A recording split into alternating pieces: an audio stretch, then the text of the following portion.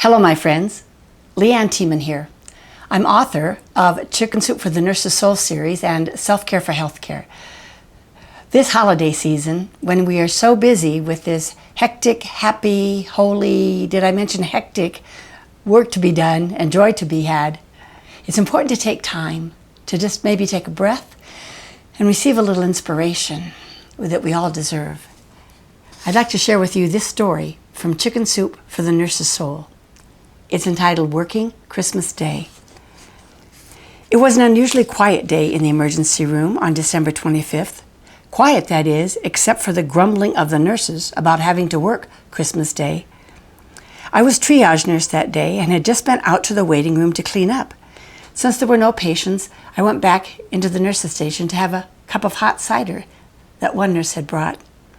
Then the admitting clerk came and said, "We have 5 patients in the waiting room." I said, 5? How can there be 5? I was just out there. She said, well, 5 signed in. I went straight and called the first name, and 5 bodies showed up. A petite, pale woman and 4 small children in rumpled clothing. "Are you all sick?" I asked. "Yes," she said weakly and lowered her head. "Okay," I replied. "Who's first?" One by one they sat down and I asked the usual preliminary questions. When it came to descriptions of their presenting problems, things got a little vague. 2 of the children had headaches, they said, but no body language that would indicate that. The 2 with earaches couldn't point to which ear that hurt. The mom claimed to have a cough, but I didn't notice one. Something was wrong with this picture. Our hospital policy was that we never would turn anyone away, even in our very small little community hospital. We saw everyone. When I explained to the mother that it might be a while because we could get an emergency, she said, "That's okay. We'll wait. It's warm in here." On a hunch, calling it nurse intuition maybe, I checked the chart and found they had no address. This family was homeless. I looked out at them huddled at the Christmas tree. The littlest one was pointing at the television and exclaiming something. The oldest one was looking at her reflection on an ornament on the Christmas tree. I went back to the nurse's station and mentioned that we had a homeless family in the waiting room. The nurses, who had just been grumbling, turned into compassion for a family just trying to get warm on Christmas Day. The team went into action much as we do as if there were a medical emergency, but this one was a Christmas emergency.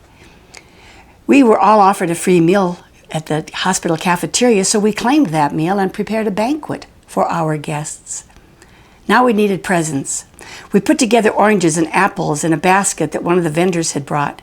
We made little goodie bags of stickers we borrowed from the x-ray department, candy from some that the doctors had brought the nurses, crayons the hospital had from a recent coloring contest, and little nurse bear buttons that we'd been clipping on our stethoscopes.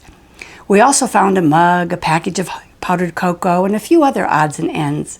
We pulled ribbon and wrapping paper and bells off the department's decorations that we had all contributed to. As seriously as we met the physical needs of our patients, this day our team worked to meet the emotional needs as well. We took turns joining the Christmas party in the waiting room. Each nurse took his or her lunch break with a family, choosing to spend their off-duty time with this family where the laughter and the chatter became quite contagious. When it was my turn, I sat with them in the little banquet table we had created.